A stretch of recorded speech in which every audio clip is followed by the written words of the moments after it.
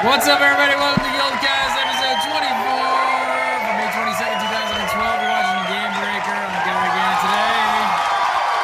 Mike O'Brien talks console, business model, and vanity pets for everyone. And Christopher Lai talks dynamic events, community, and taking risks, plus your viewer questions and some breaking news right at the top of the show. All that and more, plus some people talking about some crap.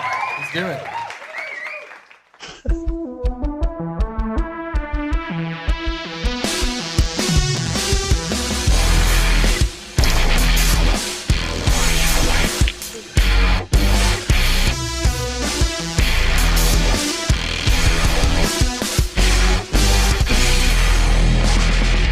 Hello, everybody. Welcome back. It's Tuesday, of course, for GuildCast Day right here on the Gamebreaker.tv. It's episode 24.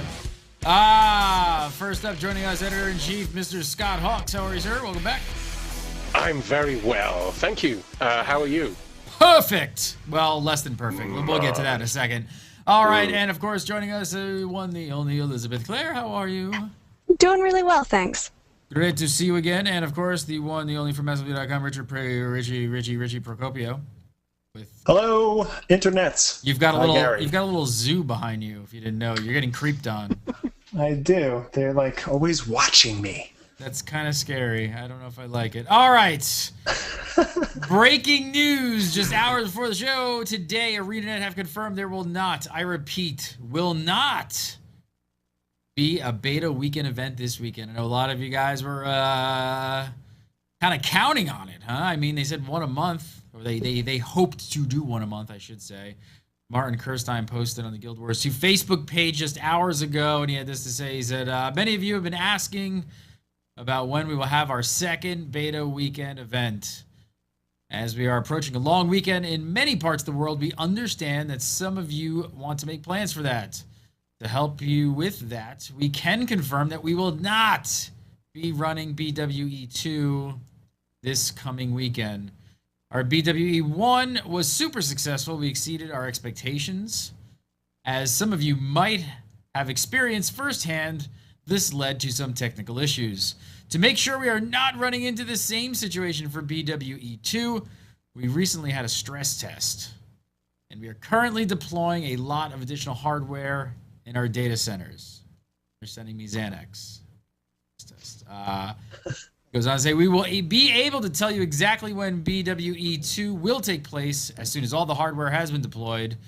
We are not withholding a date intentionally. We want to make sure that BWE2 will be a really great experience for all of you. I hope this helps a bit in understanding where we are standing. You all have a really relaxing weekend. MK, that's Martin. I'm gonna say no. I quit. I'm out. I want my money back. I paid for this weekend. I pre-purchased. I was supposed to get one a weekend, and no, you're not supposed to. It's beta. Scott, are you having withdrawals from your barbarian? Your guardian, I mean. Diablo flew into the guild. I've got Diablo in the brain that right now. sounds a little bit like sacrilege. Guardian. Barbarian? Flame. Just. What? We're voting off the island, man. Scott the Barbarian. Can't build any blue walls for you. What's the point of all that rubbish? I'm just gonna go. You've lost your mind, man. I'm just gonna go over here. God. Just hide quietly in the corner. Guys, just go ahead with the show. Whitlock's replacing you. I'll catch up with you later. Oh, me leg. Right, yeah. We've been talking about this all week, though, Scott, and we were like, they're going to say something. There's going to be, and we were even this morning going, there's going to be news today. There's going to be news today. It's going to be beta weekend. It's got to be this weekend. It's got to be this weekend. It's got to be this weekend. I was saying a couple of weeks going, they're hedging the bets a bit. Yes, they are. They had some tweets. Really hedging the bets a bit. Well, you saw a couple tweets, was it, or what actually was tipping you off? It was just a couple of tweets came out that they dropped here and there, just like well, we're aiming for one a month. We can't promise one a month. In all fairness, they never came out hard and strong saying one a month, so they're not actually backing down from anything. No. But I mean, even in the original one, when they said the schedule, they said we'll aim at one a month, but that might not happen, and that itself is subject to change. But when the internet hears that, it's just like every weekend, boom, I'm done. Why aren't we having them every other week? Yeah, exactly. They even started throwing in little tweets and stuff like that said, sometimes it might be a little bit longer than a month, but sometimes it might be a little bit shorter than a month, so they're kind of setting it up. Maybe this time is going to be a little longer. Maybe next time will be a little shorter. But it doesn't matter how much you set it up. You even give the inkling of it's like immediately ingrained. They're like, oh my God, I'm going to get one a month. I'm going to get one a month. Okay. That's right. I mean, but from this, I can't even call it a delay. It's not a delay. I was going to say delay. It's not a delay. It's just, they're just not doing it this weekend. It's fine. So apparently the stress test gave them a lot of info, and they need some more hardware. Hardware, interesting. Hardware. Wow. So what we're gonna have some new servers being put up, or we're gonna have lots of extra overflow on the go, or you have to admit that a lot of people were having trouble last time around, so hopefully this fixes that and more people get to have a better experience. So I'm not sure, but I really hope it'll be worth the wait. But it totally makes sense, right? If they had a lot of people had like login issues and overflow issues, and all of it relates back to hardware. It's like, well, why are we going to throw another beta test in the mix if we just couldn't get that infrastructure deployed? Right. In time. Like that stuff doesn't happen. I mean, they're not like going down to Fry's and buying a couple computers and like hooking them up. Yeah. Well, what they said was that they were surprised by just the amount of people who were in the beta, and that's why they're having so many problems, because their servers are overloaded. So it makes sense. We don't seem to have enough servers to handle it. Let's put some more servers in before the next one. You mean people are actually excited about this game? Apparently. A couple. I think it was all gold dots. A wee bit. Just a wee bit. A wee bit. All right, but they said this. Of course, the internet is saddened and mourned. So I'm going to propose that we have a moment.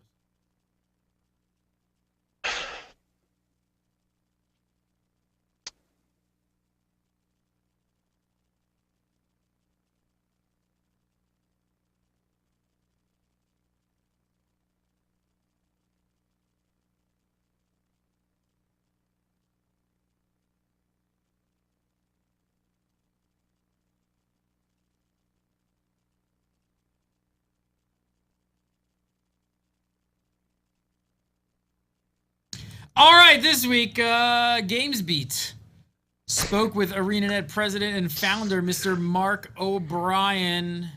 So first up, we pulled out some of the good bits to talk about. And first up, he talked about this. He said, as far as platforms go, right now we're focused on Windows because that's where our current fan base is. We've done some experimentation, and I think Guild Wars 2 can work well on other platforms. But we're still a small enough company that we'll have to tackle one thing at a time. I mean, any kind of console release obviously isn't going to be happening in the near future. I think everybody kind of understands that this would be a post-PC launch. But what do you guys think, Scott? I mean, could you see Guild Wars 2 translating really well to a controller style setup? Well, it's got. The things that you normally associate with an MMO don't get in the way quite as much with Guild Wars 2 when it comes to translating over to a console. Like, you don't have 135 buttons on your screen for a start, so you're going, all right, I've got to have modifier, and I need 20 modifiers for each of my buttons on my controller, which is a problem. So you don't have that as much with Guild Wars 2. You could really see, trigger button, weapon switch. That would work nice. Does that mean I'm going to have to chuck out my Naga? Is that done? No. Don't you dare touch your Naga. Your Naga is good to you. My Naga is good to me. Yes. What do you think, Richie? You think Guild Wars could make a really good transition over into a controller? Would you play it with a controller?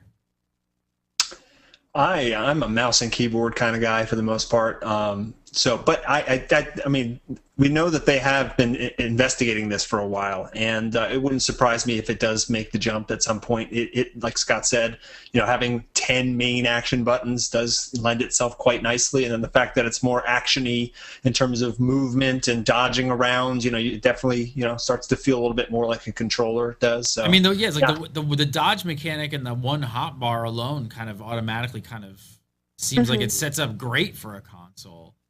I mean, Do we know if has anyone been experimenting? Is it possible to even play the PC beta with the controller? Do we know with some like mods or anything? I don't know that anyone's tried that or at least been successful, but I know that I've heard people kind of lamenting the fact that it hasn't been available for game controllers yet, because they say that the action would suit itself especially well to it, and people are saying like, I don't want to play it unless I can play it with the controller. That's Not really interesting. People, but people. I've been dying to play a great MMO with a controller. I know it's going to be, you can have the debate all day long of whether it's going to be gimped or not. And yeah, it probably will be slightly, especially when you're dealing with PvP and stuff like that. I don't think there's anything as fast as a keyboard and mouse. But I don't know, there's something nice about just being able to pick up a controller and not really have to think about it and just kind of become one. Become one with your guardian, Mr. Hawks. I think it's also... I think it's also not just the idea of MMOs branching out across to those platforms and being successful to a greater degree than they have so far. I mean, there's been attempts, of course, that have done middlingly at best. So it'd be nice just for the health of what we call the genre. I'm not sure we should really call it a genre, that we're all devotees of, and the idea of its health and being able to spread its wings and fly across to Xbox and PlayStation, though it would have to be to the next generation because the current ones would choke and cough and splutter. Well, we're already hearing about the Xbox 720 though, and the Bungie MMO. We just got that news today. And I mean, on the other, dizzying. That's what? Dizzying? Dizzying. Yeah, 720. Spin out a few Oh my times. god! Don't do that under the influence of alcohol. The other thing that's actually perfect, if you think about it, is the business model, right? I mean, traditionally, MMOs that have come out on consoles have kind of had a bit of a hard time just for the sake that the average console player isn't really used to spending $15 a month like we all are on MMOs. So it's like, ArenaNet's in a perfect position. Buy the box, $60, play it, that's it, good to go. Yep. And with it's a basic. I mean, let's face it. It's essentially the business model of most games that you'll get on, say, Xbox Live. You pay $50-$60 for the box. If you want to get some things, you can buy some, I don't know, skins or whatever on Xbox Live to add to it. It's all there. So from a business model and that approach, it fits pretty seamlessly, I would think. Elizabeth, they seem to be talking about this a lot. Like, this comes up in interviews, and I don't know whether you almost have to wonder. Like, I guess my question is, like, you almost have to wonder whether there's always a pre-interview. Like, when you do interviews in like magazines and people that are gonna write stuff, there's a pre-interview and they talk about what they're gonna talk about. It's not like just some journalist just like throws a bunch of questions. It almost makes you wonder, like, do you think ArenaNet wants to put this stuff in and sort of says like, hey, we want to talk a little bit about the console market? Like, are they seeding us with like? I don't know that they'd be like deliberately putting it in there, but I think anytime it does come up, they don't want to shut the door on all the fans who are hoping for it. So whether or not they have solid plans, I think they're probably more eager to make sure that people think it's always a possibility, so that they have people who are waiting for that and people who aren't just giving up and throwing in the hat. Do any of you guys find it interesting that they're talking about this more and more? I just find it interesting that it comes up. Like, there's so many other things that they could talk about and focus on, and there's also so many things that ArenaNet could be like, we won't talk about this, this, this, and this. It's like when we got in beta and they were like, you can't talk about, the item store and microtransactions, blah, blah, blah. It's like they're leaving it open, and I find it interesting that I almost wonder if it'll actually come sooner than most people think. I don't know about sooner, but to me, I think they're confident. It shows that they're confident will work, because let's face it, we know how companies work.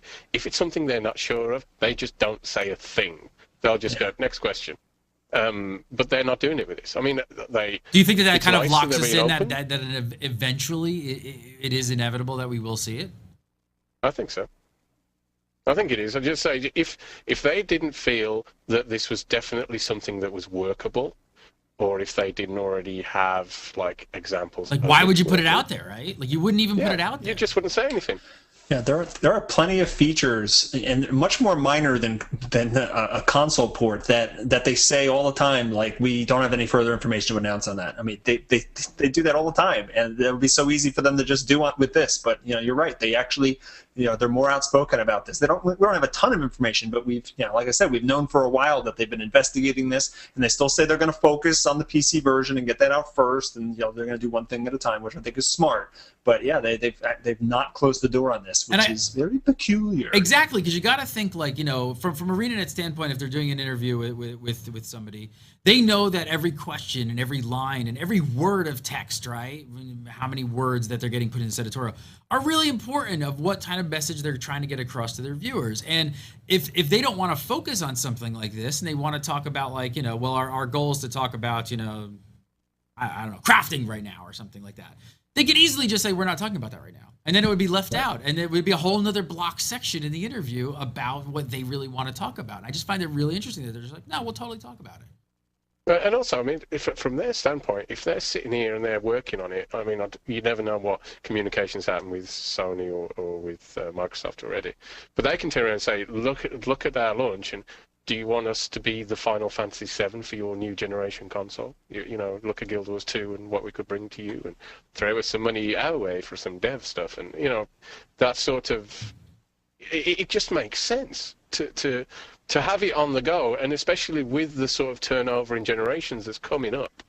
If they can put out the brand of Guild Wars 2 and make it say, look how successful it is, look how well it'll work on your platform, come get us. Now here's the big question. Would you guys welcome with open arms cross-platform play? This was a big thing with DC Universe Online, because at first I think they really did want it. I think Xbox, if I'm not mistaken, has some pretty strict rules about things like this, and I don't even know if it's possible with their terms of service and legalities. But I don't know. What do you guys think? Would you guys want to play with Xbox players and things like that? A lot of MMO players kind of diss it a little bit. The Xbox stigma has the smack-talking kind of stamp of approval slapped on it. I don't know. Would you guys want to be segregated or with them?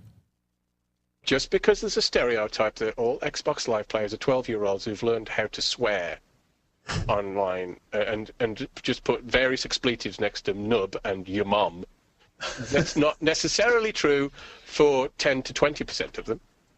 10, so it might be fun. 10 to 20 are okay? 10 to 20? Yeah. No, I mean, the game itself should... I mean, the game itself doesn't lend, I think, to that kind of sort of competitive troll snottiness. Wow! Wait, whoa! Guild Wars, PvP, dubs? You think people are gonna... Wars 2. You don't think people are gonna get competitive and smash keyboards and break things? I think they do, but I don't think it's in that individualistic one kid shouting his mouth off against everybody else kind of way that it'd be successful. Scott, you clearly haven't played with me. So. No, that's true. No, I kind of have. And thank God for that. What do you, Elizabeth? Would you mind if it was cross-platform? As long as everything was very equitable as far as the ability of both sides to play the game at similar levels, like, I'd be totally fine with it. It would be interesting for sure, and but it'd be worthwhile, I think. Richie, what do you think?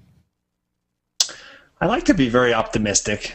You were making some faces before when I started talking about it. I really, all of a sudden he was like contorting. He's going, oh, and the more he talks about the smack talk, the more uneasy I feel. Yeah, I'd really like to think that if they put it in and they integrated it, it would work out well. I would be hopeful and keep my mind open. But yeah, just that. I don't know. Wow, that was the most PR ready. I know, question. But if I could kind of choose privately by myself, I'd say no. You're like, if we weren't on the show, I would absolutely say no. Really, it's like Xbox Live at times makes Baron's chat look like a TED symbol. Yeah, it's true. It really does. But I mean, I don't know. You can't just blanket cast aside that, especially with the positives it would bring to the industry as a whole. And the game, if it did get to cross over that way. Mm-hmm. You mean that all Xbox Live players hang out on 4chan? Can't say that? That's all right. All right. Next up, comparing Guild Wars 2 to $60 games like Diablo and Skyrim. Mike O'Brien said, compared to them, Guild Wars 2 has at least as much content, world exploration, personal storylines, and replayability. And then for no additional charge, Guild Wars 2 gives you a fully persistent world where you can hang out with your friends online, lots of social features, a live team dedicated to introducing lots of new content into the game, and 2 integrated forms of PvP. I mean, I don't think there's any doubt if you like MMOs or even RPGs, I mean, you're going to get your money's worth out of ArenaNet and this game, right? Oh yeah. Oh yeah. I mean, it's crazy. You'll drop $60 for a Dragon Age or a Mass Effect, and you're done with that in a week, and people put it away and never pick it up again. I mean, this is crazy amount of content for what you get for just the box, and the replayability of play all the professions, play the structured PvP, play World versus World till your face turns blue. You know. I mean, even if the end game lacks staying power, which a lot of people are still worried about. I mean, we really can't judge. Elizabeth's just rolling her eyes. She's like, end game, whatever. That's old school MMO design right there. But I mean, really, you've got the leveling experience, the class design, you've got PvP, you've got dungeons, you've got events, all for no subscription model. Yeah. I mean, how much money have I personally spent on, say, World of Warcraft over the last 7 years? I don't know, Scott. How much? How much have you actually spent? We want to know. I'm just looking at my wife. Sparkle pony that she's riding around on at the moment. She's like, hang on. The calculator's not going to work. I got to break out the scientific calculator. I'm getting abacus. I was going to say abacus. That's much easier for me at this time of night. And it's still, I would say, good value for money compared to most of the leisure activities that you're going to spend money on, especially stuff at home or going to cinema or whatever. It's still very good value for money. Yeah. And you're probably, granted too, you're probably better than that. But granted, you're probably still going to spend money in Guild Wars 2. Most of us hardcore players will spend money as well. Yes. No, I'm going to be busy owning the trading post. But when I play WoW, I'm paying the box fee, I'm paying for the subscription fee, and then I'm paying for cash shop. Whereas this, you're not paying for the subscription fee, so it can only be cheaper, really. Like, unless you are crazy with the cash shop items. And even then, you probably would be in other MMOs as well. Like, it just, I got it. Congrats to all those people who've completed Diablo 3 already. Congratulations! Yeah, I was gonna say once you finish like leveling all 8 professions, you can do the 9th profession, the barbarian. Yes, there you go. Scott's favorite, the barbarian. All right, next up, he had this to say. He said, talking about microtransactions, he said, creating a microtransaction system that doesn't upset or alienate your player base is straightforward. Once you clearly define what's in bounds and what's out of bounds. I mean, I found this to be an extremely short answer, but it's really to the point, and it actually is really true, isn't it? I mean, we're gamers, ArenaNet are gamers. I mean, do we have any doubts that ArenaNet doesn't know like what's acceptable and what isn't for micros? Yeah, not at all. I mean, they came out at the very beginning and they said, we're not going to offer items that give a statistical advantage over in-game time.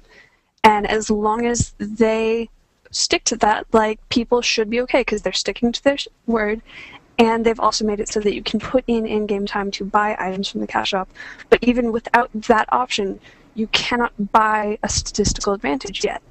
And as long as that's true, they're really holding up to what they've been saying and doing a really good job of it. Can I buy $100 monocle? That's the question.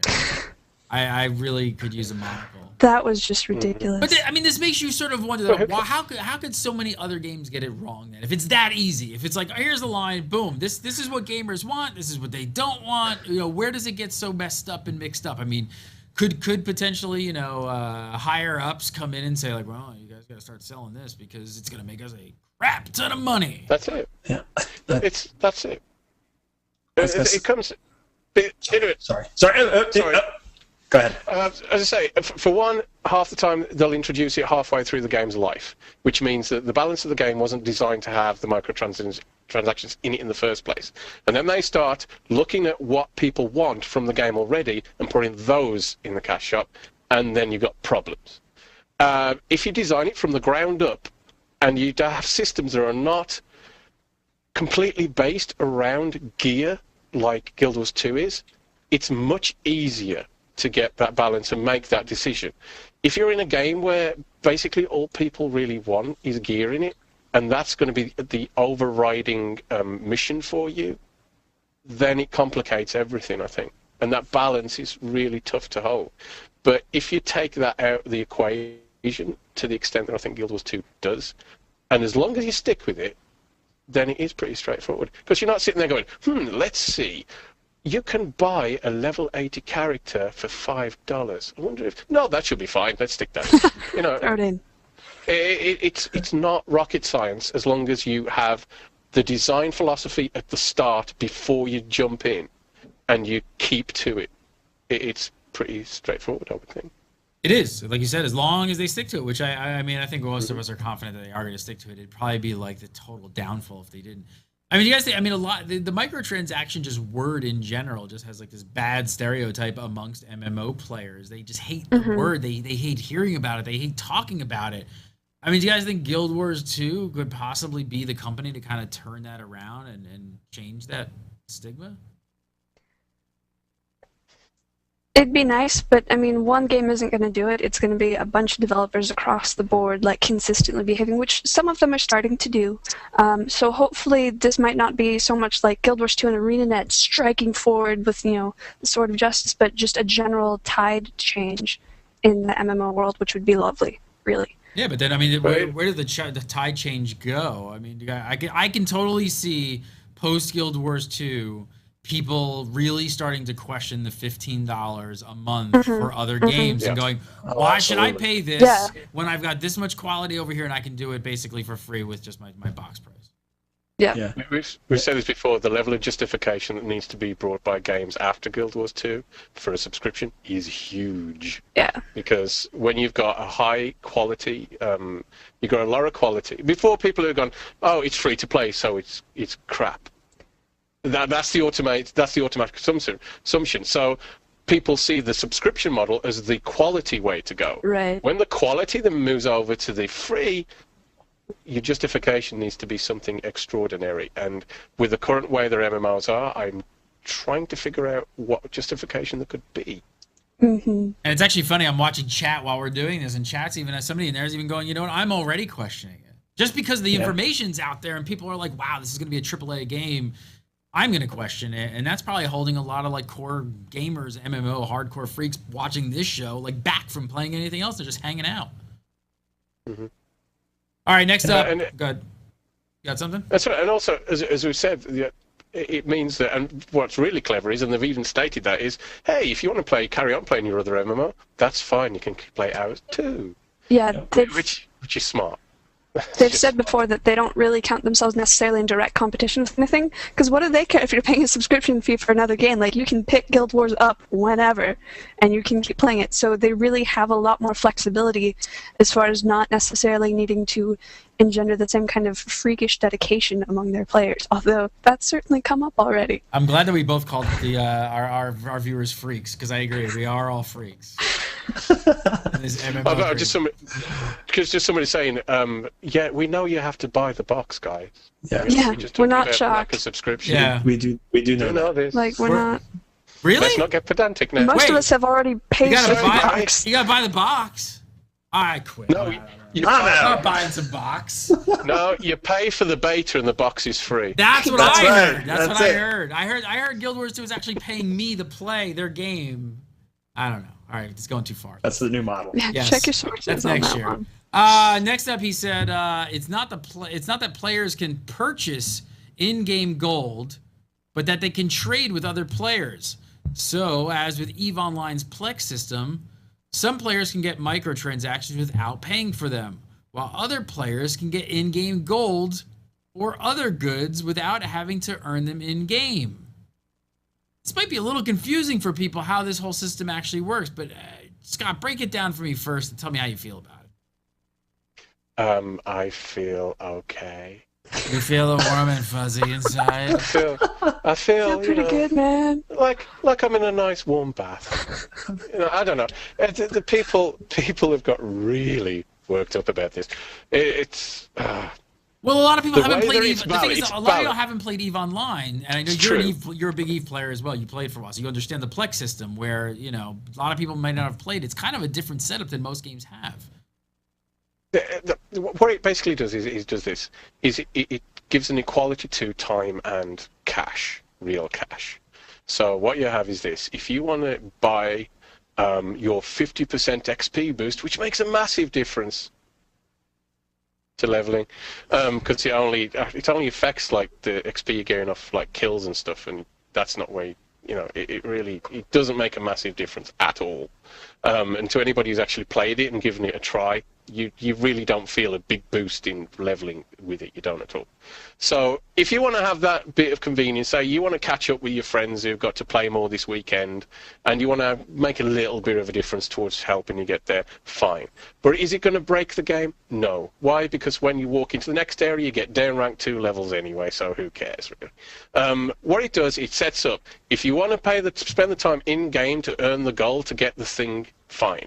If you want to pay some cash, fine. But no way, either way, has the advantage over the other.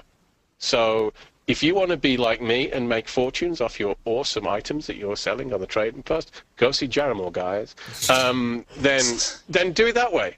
If you want to pay a bit of cash because you haven't got time, you just want to get on the weekend and you want to look cool in your scholar's robes, cool. There is nothing in there that unbalances the game, and the way in which you actually acquire the items is itself balanced. It's the old time versus money thing. It's the old time versus money exactly. thing. And it does, but it doesn't. It's not game breaking. I mean, it's kind of nice that you can actually, play the game and without spending any real world money, you can get the latest vanity pet. Yeah, no, it's an awesome system. I love that. I love the fact that like Scott said, is some people have tons and tons of time and they can just pour into this game, or they're going to be savvy with their gold and the trading, and they're going to be able to get over time get everything they want from the cash shop, all the cosmetic goodies, all the little perks or whatever. And then there's other people that have got 3 jobs and a wife and kids and stressed out all the time, and they got a very small window to play, but yeah, they got some additional cash to throw at the game. Supports ArenaNet, supports the player, win-win, cuts down on gold farming, all that stuff that rolls into it. There's a lot of benefits all the way around. Where's the Jaramore trading post, by the way? Where's he camped out? I gotta find him. Just look for the blue walls. Just look for the blue walls. There you go. Little tent made of them. Just keep recasting. Finally, he said a player can trade gold to another player to get something he wants from the microtransaction store, but he can't trade gold to earn pure cash. So there's no business incentive to trade gold. There's no incentive for companies to spam the game, bot the game, or hack and loot accounts.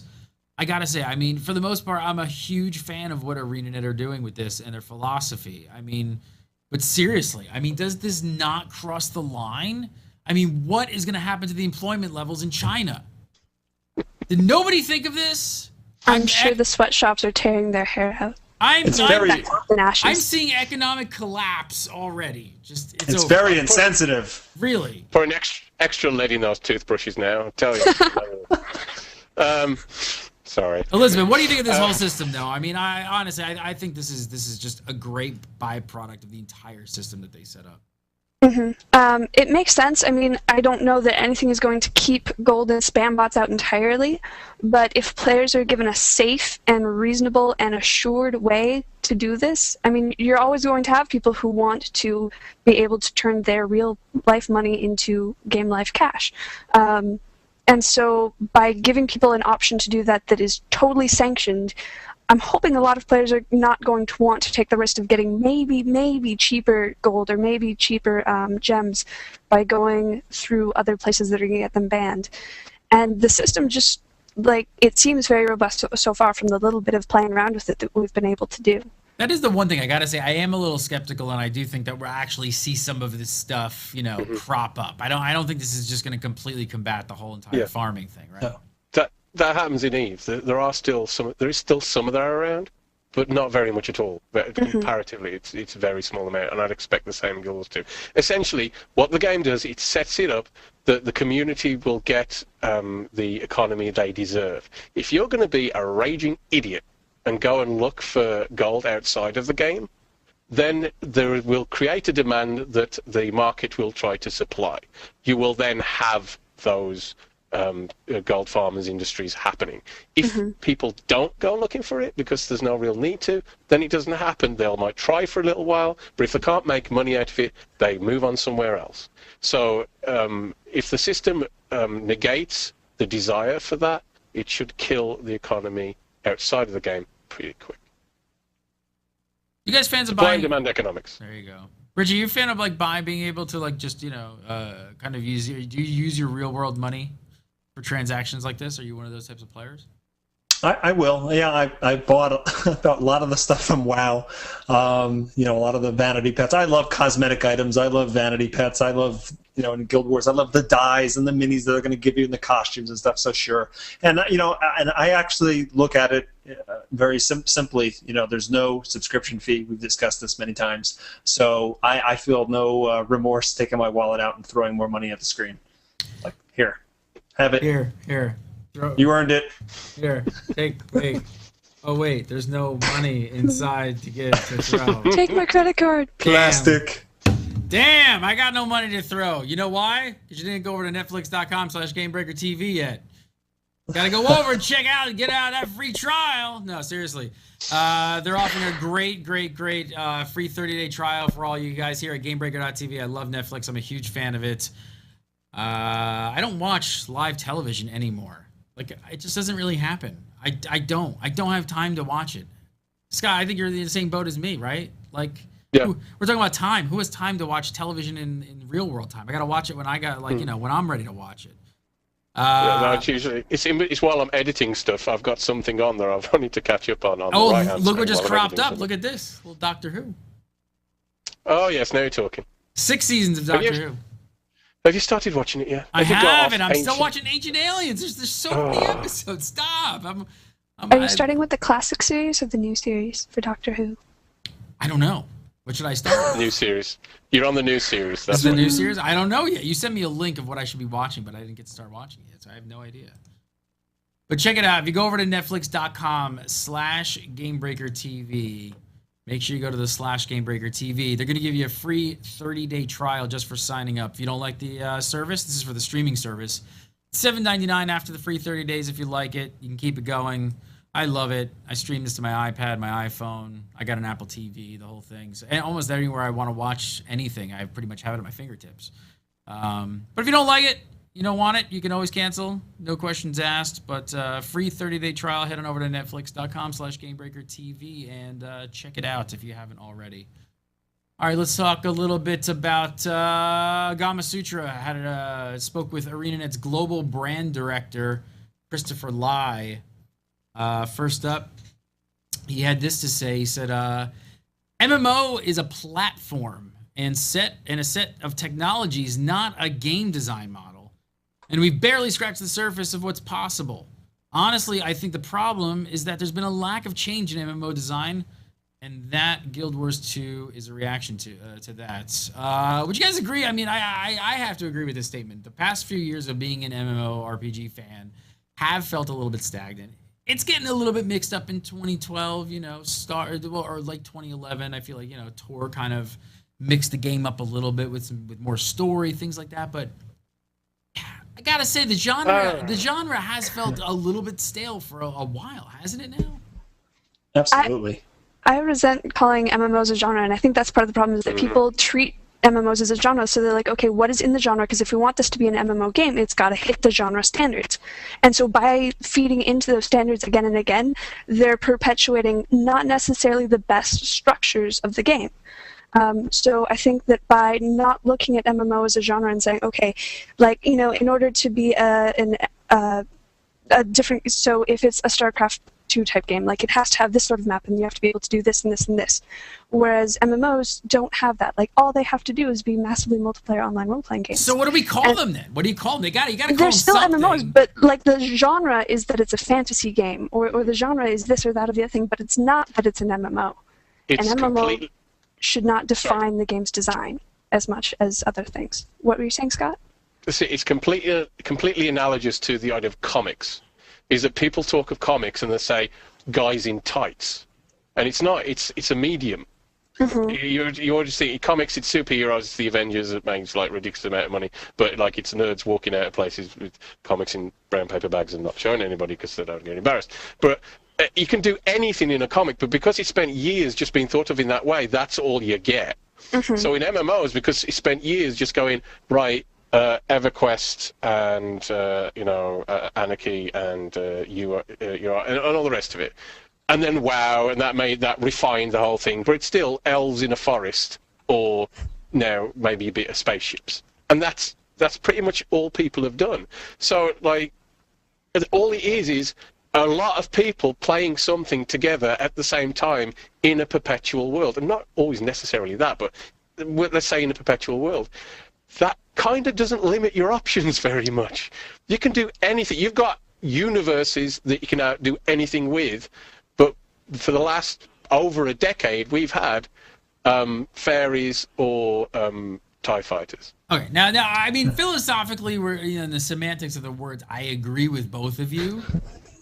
No, I agree with what you're saying, but I don't believe for a second that developers sit down and go like, or making an MMORPG. Okay, it's got to adhere to these strict design philosophies, and this is all we can make. The reason that they don't make a lot of like sci-fi or other settings is because they don't sell. Yeah. Like, well, it's not really because of the tag that people have put on it. It's because across the board, they know that statistically, fantasy games sell more than even sci-fi games. So it's like, well, if you're going to hedge your bets and you're going to play, how much these games cost, 25 million, 100 million, whatever you're going to put down, you're probably going to get a lot of people who go like, I think we should do a fantasy game with elves and orcs. Yeah. I don't blame them so much as for sticking to fantasy themes, but I think what Chris especially is talking about isn't the setting, because the setting isn't what's selling Guild Wars 2 to most people. It's the design fundamentals. Exactly. And that's what can't be treated as part of the genre, really. But do you guys really do? I don't know if I buy the fact that like devs are sitting around when they're like putting the game together and they're going, we're making an MMORPG. And this is the it has to have hot bars. This is the framework of an MMORPG that has to be adhered to. I don't know if we're at that point anymore. I think most devs want to break those molds and they're trying to do things. It's not about devs. But you can't break the mold 100% and break everything. No, and I don't.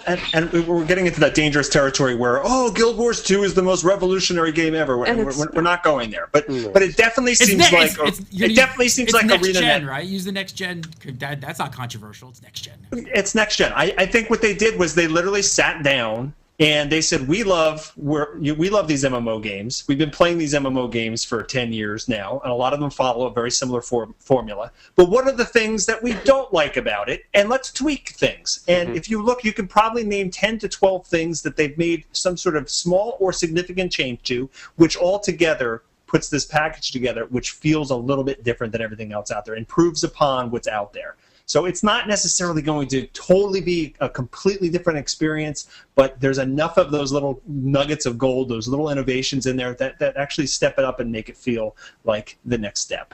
It's an evolutionary step.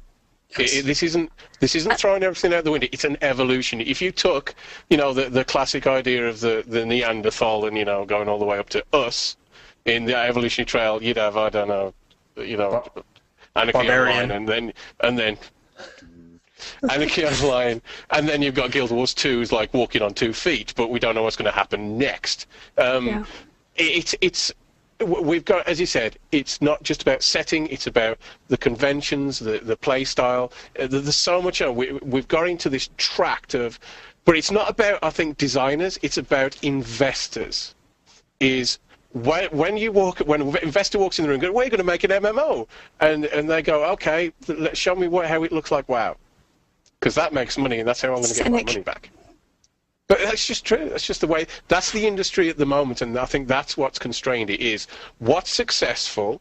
We need to have something that looks like that to an extent. I am going to disagree a little bit. Can break out of that. I don't necessarily think that the industry is there right now. I think 4 or 5 years ago, the industry was absolutely there, saying like it has to be WoW. But since that time, we've watched how many World of Warcraft clones completely go down in flames, and a lot of investors go like, "Whoa, I think you guys were going to make World of Warcraft. They made like billions of dollars, and we just lost so much money." Now I think we're at the point where companies are finally looking at it, going like, you know what?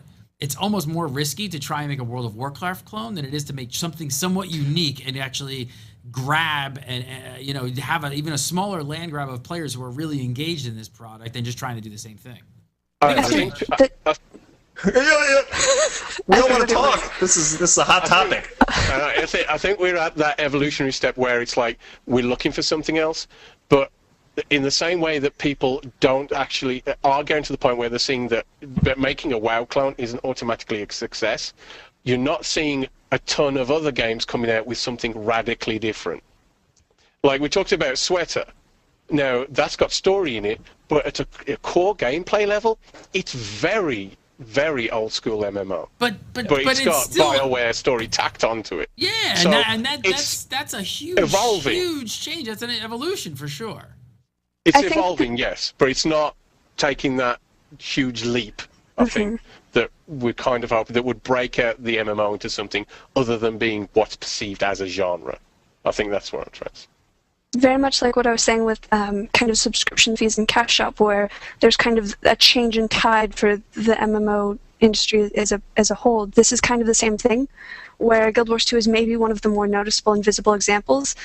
And it might be one of the more significant moments of I like evolution a lot better than revolutionary, Scott, that was very well said, of stepping forward, but they're not the only ones, certainly. But it is for the health of MMOs in general that it's happening. The fact that this will be a success will mean that it will happen more.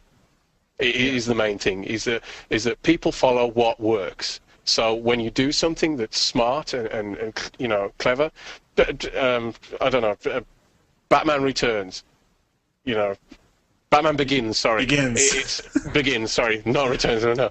Batman Begins, right? It's a smart, well-written summer blockbuster superhero MMO, so then people will make more of those. Guild Wars 2 is a very well-made, very well put together, and clever MMO that doesn't completely rely on other games for what it does. And when that's successful, then it's more likely other ones will happen after. I think part of the thing, and then I'm going to move on, but I think part of the thing is also that to make that next thing that's like a leap, it's really hard to put those teams together and actually catch that fire. Like I think a lot of times they actually want that to happen. And if you don't have, these teams are like 150, 250 people, like, maybe more at sometimes. It's just because you even have a good idea doesn't always necessarily mean you can bring it to fruition. So it's a whole. And it's not cheap. No, it is not cheap. All right. Next up, he talked. He believes that dynamic events are really going to help build a sense of community. That a lot of people, especially in our MMORPG genre, think it's harder to come by these days.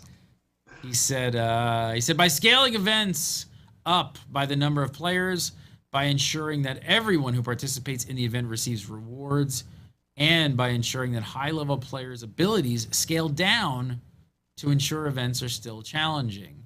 Did you guys sense this? I mean, do you guys really sense well, let me ask you this. Actually, would you guys like to see some kind of automatic grouping system? I mean, would you guys, no? No. It's unnecessary. I actually like the fact that you kind of fall into a pack with other people and you go on from thing to thing, but you don't need to have that that extra mechanic in your face. I always hated like in Star Wars: The Old Republic, for example, like you wanted to go into an elite area, you needed some people, you kind of have to do that awkward invite thing with random people, and then even if the invite happened automatically, you're kind of still in this, well, are they going to be with me more? Or it's just a little bit awkward unless you get to know the person. And I just like that you could just travel around. You don't need this extra group thing to happen in order to get your share of experience. But did you feel this sense of like community or like cooperation participating in the big beta events? tons of cooperation. I don't know community per se. There wasn't a lot of talking between me and this mob, but you do fall in and you're with the same group of people as you move on from event to event quite a bit, because things are happening around you and other people are getting the same notifications that there's events nearby and different things. So you kind of do fall in with a crowd. I mean, that's what I'm sort of wondering, is that like you fall into this crowd, but does the crowd really have any kind of stickiness to it? Yeah, well, I could see your point there. One really interesting criticism I heard at one point was that the ease with which they've made you able to kind of play with other characters without really interacting them has almost gone too far. And I'm not saying that I necessarily agree with this opinion that I've heard, but that by making it so easy to play with characters without grouping up with them, that they've almost made you not have to interact with people, so some people just aren't going to. Yes. They're not going to worry about player interaction. That's where it actually becomes less social as a result of that. That's where I'm actually sort of going with this. I mean, that's exactly what I was sort of like wondering, is that like, you might be playing with these other people, but is it long enough to actually form some sort of friendship, relationship, like, longer lasting social experience? That's where guilds... Yeah, that's where guilds be the guilds slack. Yeah, and it's very true that sort of that pick up and go field of groups as you go. The way the revive mechanic makes a massive difference in that sort of game. So it's amazing how just reviving people and a little symbol being above them showing they need it makes an incredible amount of difference in just the flow of gameplay as you're going along. It's like, I don't know, watching birds flock together. It's really interesting. It just happens that organically, and it's fantastic. But it's true that it doesn't make you into friends just because that's happening. It's guilds that are going to have to take up that disconnect between playing together and those sort of social bonds. But shouldn't those two somehow be like a little bit tightly linked? Like, shouldn't you want to, out of those experiences, want to have mechanisms or a reason to invite that person to your guild and form a longer lasting relationship with them? Well, let me go for it. I was gonna say, let me put it this way though, because I'm still trying to feel where I fall in this. But like, if you're playing a game like WoW and you have a situation where you have to invite somebody, right? And I'm in a group with them now. Does that make me more social? Does that make me more likely to put them in my friends list because we're on this mechanical group? I just think people are either social or not social, or they're looking to chat with someone or they're not. And that's going to take place whether or not there's an automatic grouping mechanism or whether or not you can just play with them without being in a group. I'm not sure that the mechanics of the game is much of a factor as the people. I'm just looking for friends. I'm just looking for friends. Some of the content is going to make you play together. So, for example, running through and doing really low-level hearts, even if you're with someone, you don't have to talk to them. You can be in a group with a person and not have to talk to them about it.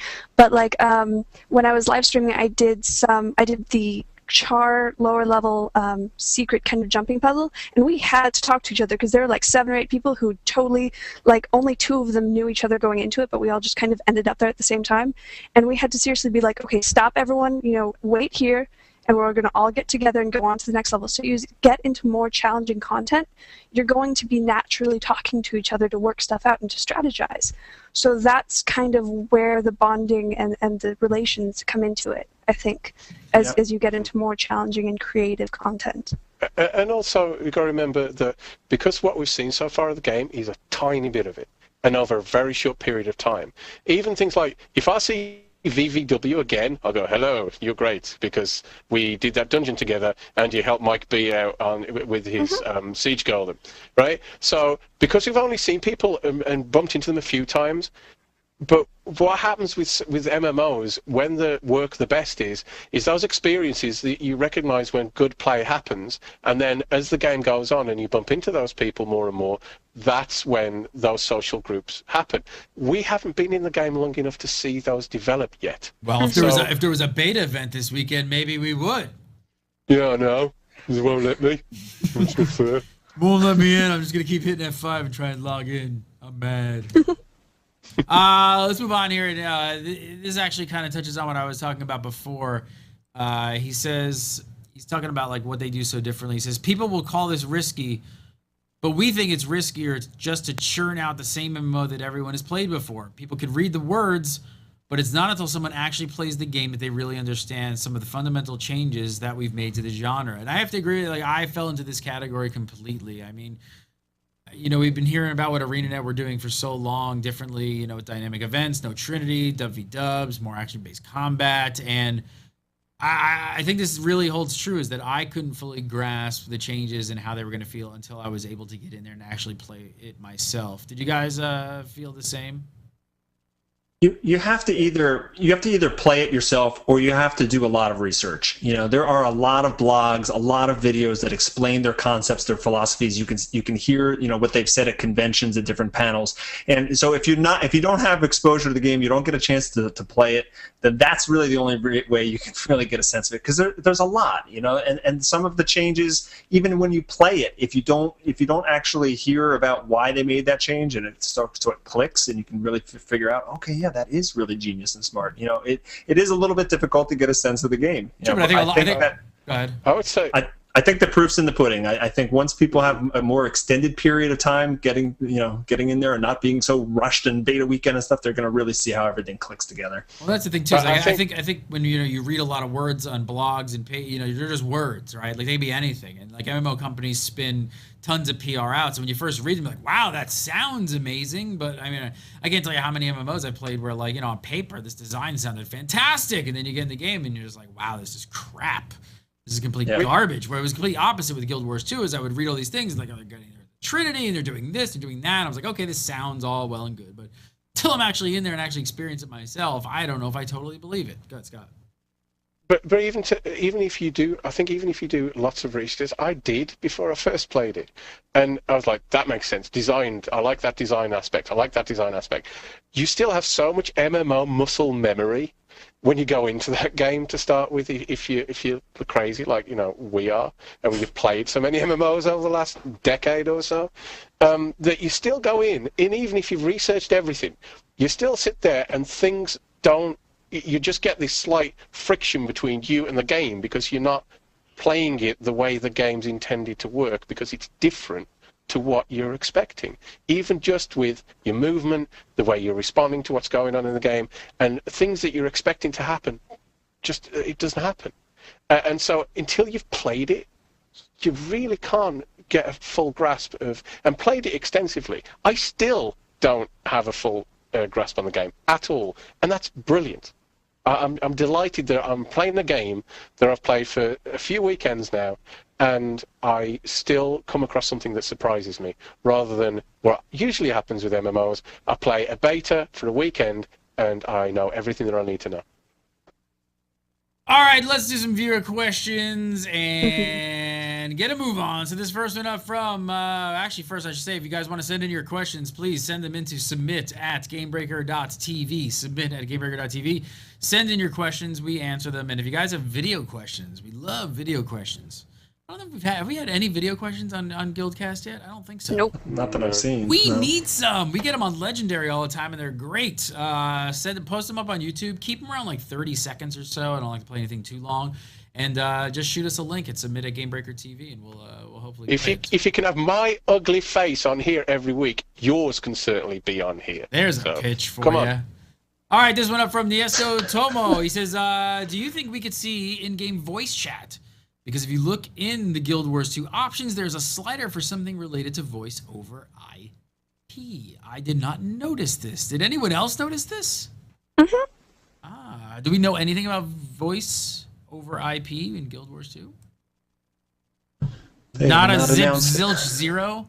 How come they don't announce anything? They have said nothing. How come they don't want to talk about that in interviews, huh? They're talking about consoles. How come they can't talk about VoIP? Exactly. All right, so we don't know anything. What do you guys think? You think if you see a slider, you think it's a pretty good chance that it's going to be in game? It's a meh. It's one of those meh features. Why do we always hate in-game voice? Because you can't talk out of game. Because you can't talk out of game. Because you can't talk out of game. That's why. It's true. Yeah, I guess so. I don't know. That's why there's too many options that work really well already. Yeah. And work well without, as Richie said, requiring the game to be up, working, running, and all the rest of it. Mm-hmm. So it's just, if it works, great. Do I care? Not really. Mm-hmm. All right, next up from Dan Nguyen. I don't know how. Sorry, probably butchered your last name, but it's a tough one. He says, Insensitive jerk.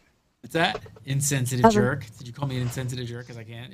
I'm sure you misheard me. Dan Win. Dan. It's pronounced Win. Oh, nice. All right, Dan Wind. Win. Win. Dan's got the wind. Dan for the win. Dan's got the wind. That's what he said. All right. He says, in the beta test, I was doing a Renowned Heart event, and I left the area prior to it completing. A short time later, once the event was finished by other players, I got credit for it, even though I was in an entirely different zone.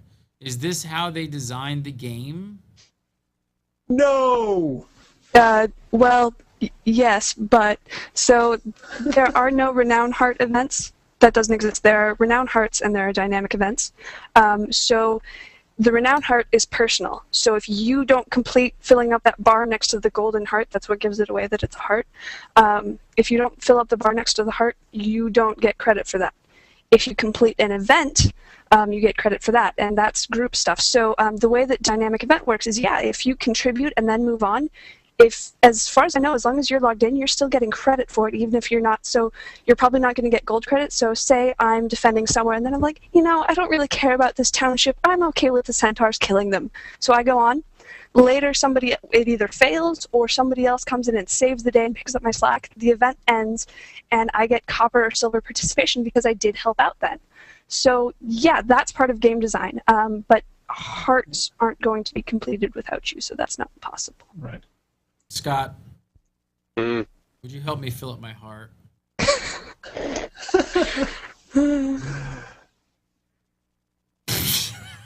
All right. Last up, this one from Michael Byrne. Michael says, can you see yourselves running around trying to complete dynamic events at max level, or are you going to be wanting some endgame raid type content? Wow, he said the ER word. Oh my. Who wants to take this one? That's a tough one. Go ahead, Scott. You're sweating already. We don't have to have raids at the end of every MMO. You can try something different. We really can. No, if we got big, involved events that are exciting, that take coordination and so on, they have those. That's the key, though. That's the key. That's what I'm a little skeptical about. Does it require coordination? That's what I really want to hear more about. From is massive scale dynamic events, great, elite dynamic events, whatever you want to call them. But do they require coordination? Because that's going to be the key for me. If I have to dungeons, we have dungeons. You have dungeons. That's 5 people. So if you want larger groups of people having to coordinate tackling difficult content, that's what we want to see. Is it going to have something like that? So yeah, I would love to do dynamic events at max level that require me to jump on some sort of voice chat with a bunch of buddies and come out with a plan. I think it would be amazing to have guilds that actually have to trigger off these events, using a very coordinated strategy with assignments and stuff, but then have the server hear about these things and be able to join these things and actually get credit and contribute, but you still need a core group of solid people coordinating it somehow. Think about like the Encourage event in World of Warcraft. You needed to have like a main guild that kind of opened it, but then like everybody got to jump in, but really only that guild got the credit. But think of those type of events and stuff like that. I would love to see some information about that kind of stuff.